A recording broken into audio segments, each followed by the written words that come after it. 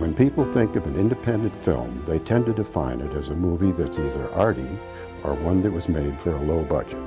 But that's just not the case. An independent film or TV series is one that is financed outside of the 7 major Hollywood studios.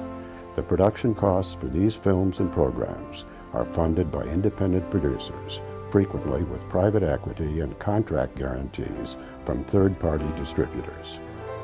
Hello, I'm Roger Corman. Did you know that over half of the last 26 Academy Award winners for Best Motion Picture were independent films? Pictures such as Lord of the Rings, $1 Million Baby, Dances with Wolves, and Crash were independently financed and produced. No small feat when you consider that the major distribution and exhibition channels in the U.S. are controlled by 7 major studios. The truth is, independent filmmakers are entrepreneurs, risk-takers who frequently produce movies that the major studios either can't or won't make. See, this is the scene of the movie where you help me out. So why should you care if a film is produced by one of the Hollywood major studios or not? Because independent films offer audiences a wider variety of choices. They're a springboard for young, new filmmakers with a wide spectrum of passion and vision. That's why we see so many awards going to the independent filmmakers and the uniquely individual projects they produce. But because of media consolidation over the last few decades, we're losing that choice. I'm Barbara Niven. Today's major Hollywood studios are able to invest huge amounts of money in the production and marketing of their films by rigidly selecting safe material and controlling distribution throughout the life of the work. But because of this, originality and creativity often take a back seat to the long-term retailing of the film. Independent filmmakers don't have that luxury because they don't make the majority of their money back through box office receipts. They make it from the ancillary markets, especially cable and broadcast television. But many of these avenues are closing to the independents because the major Hollywood studios now have control of them, making it increasingly difficult for independents to compete with projects the media moguls already own. If it wouldn't have been for the independent producers and the independent filmmakers, independent distributors, I wouldn't have a career today.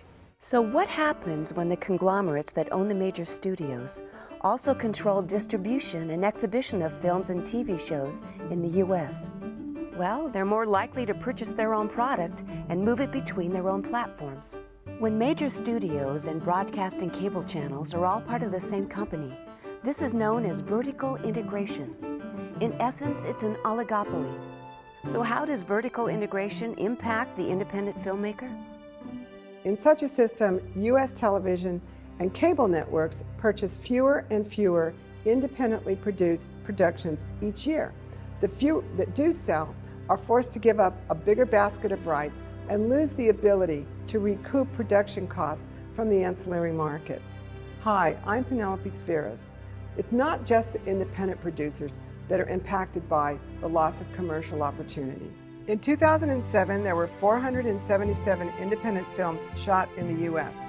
This translated into 120,000 full-time jobs that earned over $27 billion in total revenue.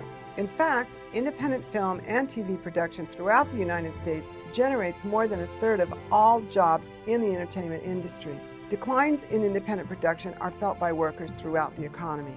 The concerns of the major studios are well known in Washington and around the world.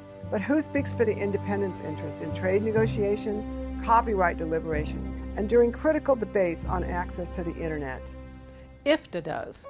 Hi, I'm Jean Pruitt. I'm president and CEO of the Independent Film and Television Alliance. We're a nonprofit trade association that represents the producers and distributors of independent films and television programming worldwide. IFTA gives the independents a voice in Washington. We also provide our members with services that enhance their access to the marketplace. Our members develop, finance, produce, and distribute motion pictures and television programs throughout the world. IFTA's annual trade show, the American Film Market, is the major North American venue for the international deal-making on which the independent film industry is based. With over 180 member companies from 22 countries, IFTA is the only voice of the independent in the global public arena. Over the last 20 years, our successful government relations efforts have helped to establish policies on trade barriers, anti-piracy laws, and production incentives. As the advocate of the independent film and TV industry, IFTA is committed to strengthening the independent industry by enhancing access to new markets and technologies, and by opposing market barriers, including those posed by media consolidation and vertical integration. IFTA works to assist filmmakers in getting their films on screen and into the ancillary markets so that the public has a choice. That's why we need your support. So that there is a future for independent creators. Want to know what you can do to help? Contact IFTA and go see an independent film. See what you're missing.